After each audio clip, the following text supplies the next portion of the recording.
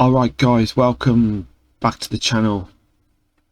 Let me just put the old camera Rooney on. Okay, there we are. Now let me just sort myself out so I'm not too much in the way of the board. Yes, we got the Nigerian flag there. Unity and Faith is their emblem on their flag. So big shouts out to everyone from Nigeria. Anyway, I just thought I'd feature this game because it was one of those games where I'm clearly losing at the time, but just to show that you can turn it around in the flick of a move. So let me just start with Fritz. So beauty of Fritz is you can get all the games off Lichess, chess.com, download them as a PGM, and you can have them in your database.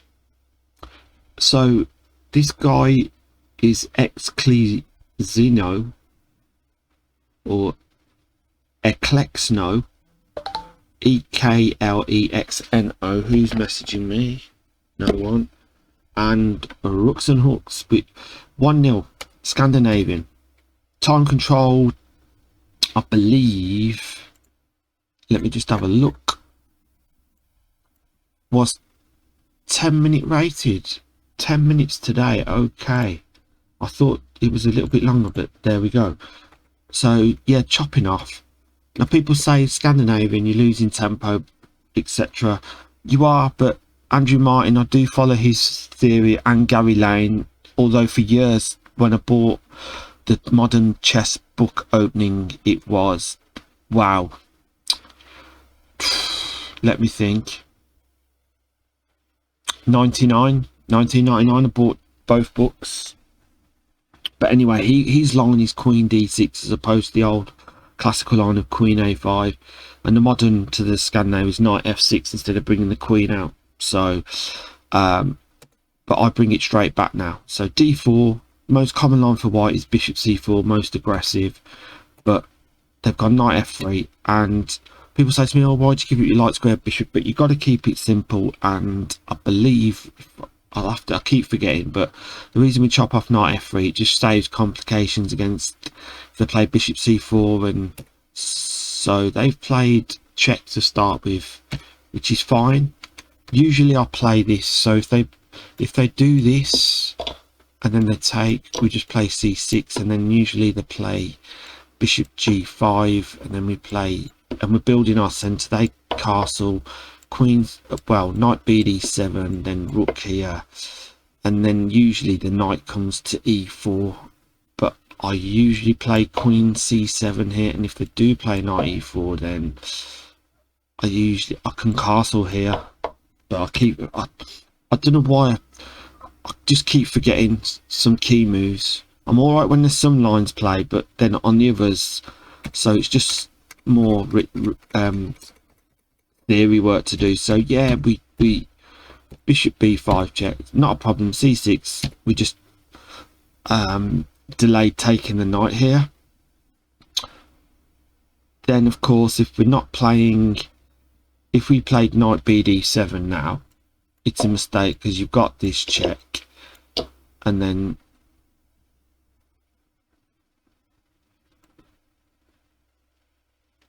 why is that? It's okay here. Check. King G8. Why not this though? Let's have a look what happens now if you play this. Knight G. Oh, I'm gone. Forgot the knight was there. Sorry. That's why you. Come on, wake up, Ian. So let's just say F3, driving the bishop back. Bishop F5. Right, okay. But that can be a line where I've got caught out when I've just been half asleep, where the bishop takes on F7, my knight's not there on F6, and we lose the bishop. So we played E6, cemented the centre with our C and E pawns basically. So keeping it simple, we're building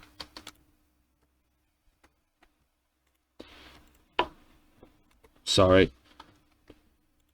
We're building our center here. So shift and control. No? Is it all three then? I don't know how you change the colour. What's alt and control? Yellow. Oh yeah, just alt on its own is green. There we go. So yeah, I like green. So we've just got the centre here. That's the main reason. And then they played H3. So still taking the knight off. And then queen.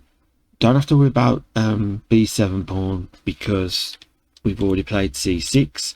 And I suppose when you play the old line for Queen A5 early on, Derek Green told me that C6 is very important because you need an escape route for the queen. So the reason for I avoid that line is because I've even played John Maidenhall in a game, and I played Queen D6 and then he started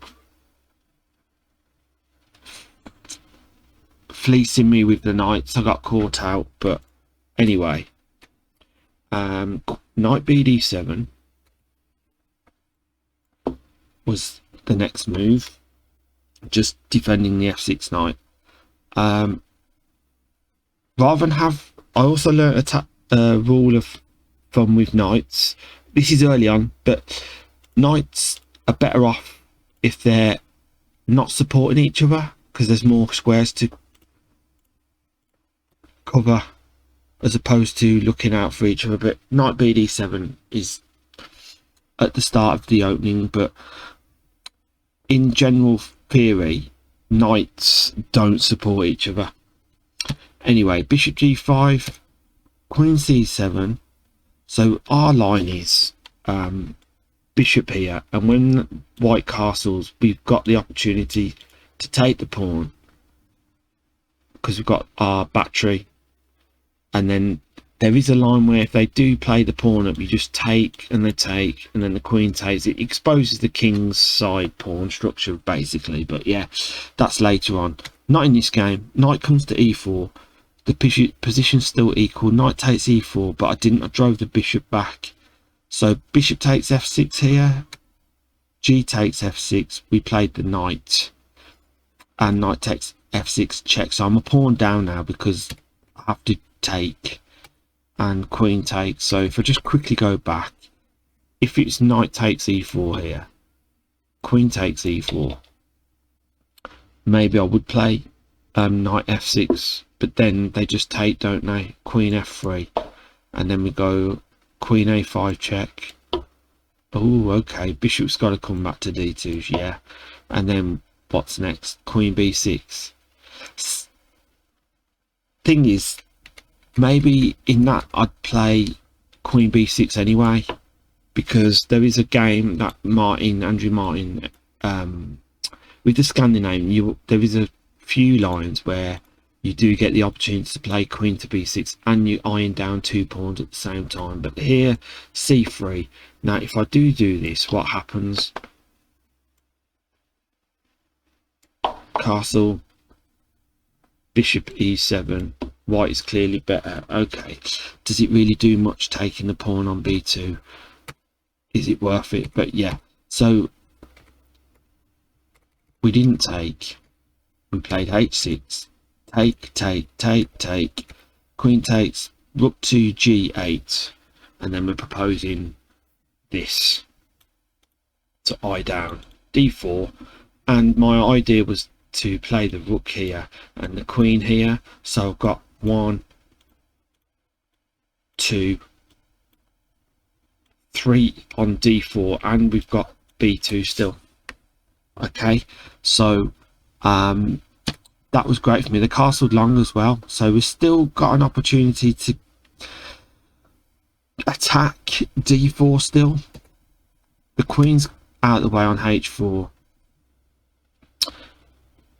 Suggesting bishop F8 here. We played rook to D8. So we've got 2 still on D4. Then the rooks come to E1. Now here I'm thinking take. Do you know what I mean? We're in kind of no man's land with the king there. Now, I had this game in Daventry. It was my last game, and it was very intense. There was a lot of pressure, and I had a position where I'll show you the game when I get it next video. I had a position where my pawn structure was to be deteriorated if they played the sacrifice and sacrificed the bishop for 2 pawns, and the queen was better placed, and I would have been in a lot of trouble, I think. Or it was a perpetual, but he didn't play it, which I was thankful for. And I wanted to ask him after, but he left pretty quick. But computer, what did the computer say? If I played a move, if he took the pawns with the bishop and I didn't do something, then he was like winning basically. But I'll show you, I will show you.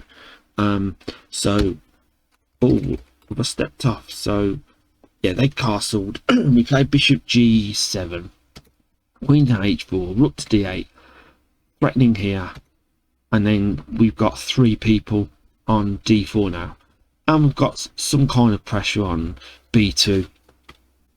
Okay, so the idea is to push the pawns.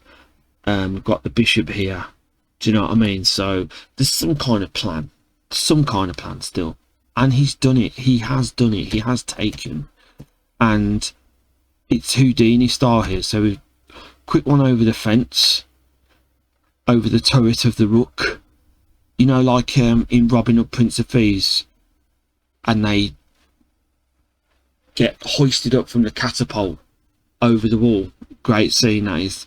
Anyway, great film as well. Can you let me put the light on? Yeah, you'll be able to see me. Is there much difference if I turn the light on? Sorry.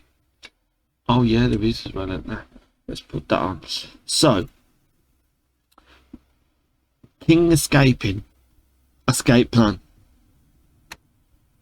Rook to attack the bishop.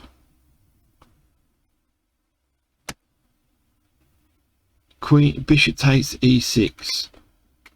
Well, they're saying here black is only slightly better. White has a decisive advantage. Oh, sorry. So rook e7 check. They missed that. They played the queen. So black is slightly better here. Can you believe that? King c8 is forced. Rook d6. Black is clearly better. So what were they meant to play now? Rook d6. Rook d6. Yeah. h5. To be honest with you, I would have probably just taken, because I'm a pressure guy. If there's too much pressure, right, and there's time control as well, being a 10-minute game. None of this 75 moves in an hour and a half. Anyway, rook e8. Okay, so we were lucky even here then. So they played rook g6, bishop takes d4, which is recommended. Engine recommends it. Queen e6 check. Yeah. King b8. Oh, I missed something then. I should have gone king b8. Pressure of time, I think. So they would have had c3 maybe. Rook takes g6. Queen takes g6. Yeah.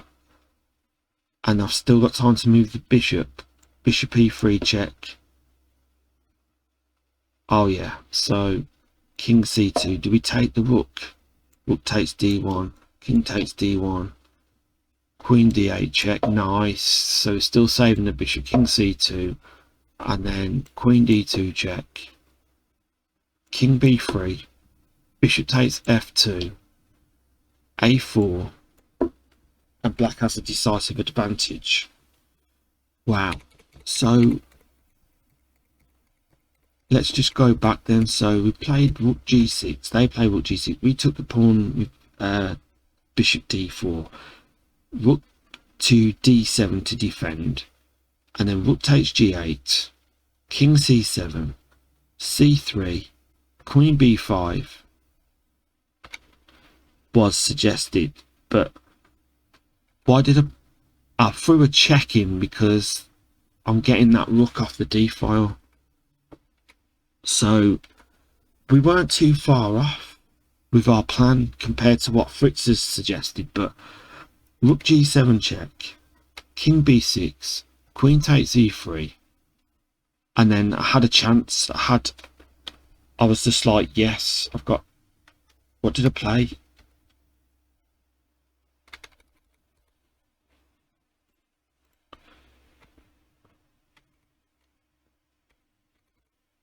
Oh, they grabbed my bishop, and then I played c5 because of check. Yeah.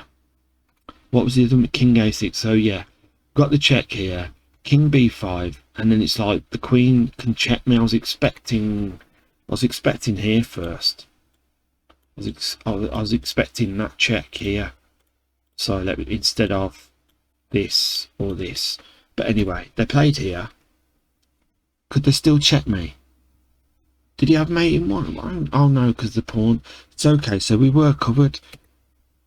Then we got check. b6, fantastic.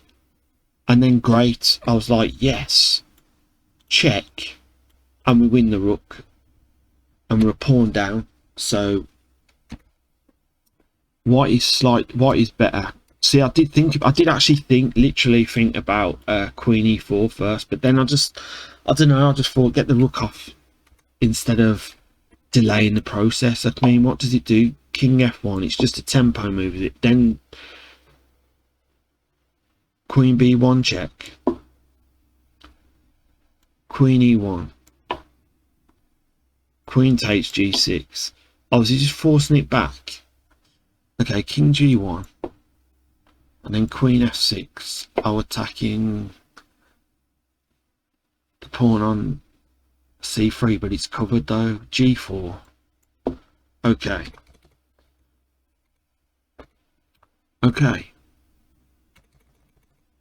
So yeah, we got the rook, and there's like half a chance here, Ian, to at least get a draw. So it's just standard couple of checks, grab the pawn on h3. They threw in. I knew that was coming. I knew the disco was coming from c3. King out of the way, and then we grab another pawn. So we're actually clearly better here. We've grabbed up another pawn, and then obviously if I'm taking here, then it's white is clearly winning. There's no way to get back in time for the queen promotion. So it's good night, Vienna. But anyway, queen f1 check. I had to try and get my h pawn. My plan was to get my h pawn up here. Touchdown. Yeah, touchdown there. So I had to throw in some checks. So I've got time to push the pawn. And another check. So here I was playing for a draw as well. But I've grabbed the pawn on a2. Fantastic. So here I'm offering the exchange. If they take, then I still win with time. They've got to move. They've got to g2, sorry. And then we obviously get check here. I mean, I'd do this if they do this. I just, you know, just hypothetically, I probably wouldn't give them a queen, but you never know. They didn't want to exchange, right? So they play queen f1 check, and then I've got my pawns and king with some coverage. f6, h4. Queen e1 was suggested here, but the king, and then I've got another chance to get the pawn further up the board. Queen a1 check, right, and then it's equal here. Queen e1 check, king a6, but we play king b5 because if they do check here, then we can kind of just keep out the way of the queen. We can use this square, this square, this square. If the queen wants to come down here and check, we can just drop back. If they want to play for perpetual, that's fine. And we had queen e2 check, yeah. King f8 with another tempo move to promote. And then we throw in a check again. Brilliant. King f8, promote. and they resigned. So just goes to show that from a loss in a game, and even if I just go back to when they had the Rooks on the 7th rank, you know, here white is clearly better. Rook e7, okay, Rook e7, king c8, king g4 check, king b8, rook takes g7, rook g to f8. But saying that, I probably would have got that off. Queen a5. They're looking for here, are they? They're looking for that. But yeah, just from that position, we escaped. We were clear. So I mean, what did I miss here? Bishop takes d4 now. Oh no, we were decisive advantage here. So yeah, so from that position, you know, I've done myself proud. So I hope that gives you some insight to Scandinavian. And guys, experienced players of Sutton Coldfield, can you just let me know, you know, like you're saying, go over your games in, etc, etc. Just let me know, am I doing it right? Is there anything that I'm doing wrong, what I need to improve on, or have I missed anything? Just can I have some advice, please? And just let me know if it's okay. And beginners, let me know if you found that useful, and we can go through some anyone else's games, etc. I will show you that Daventry game, the last game. Okay guys, there's the love. Thanks for watching. Check yourself before you wreck yourself.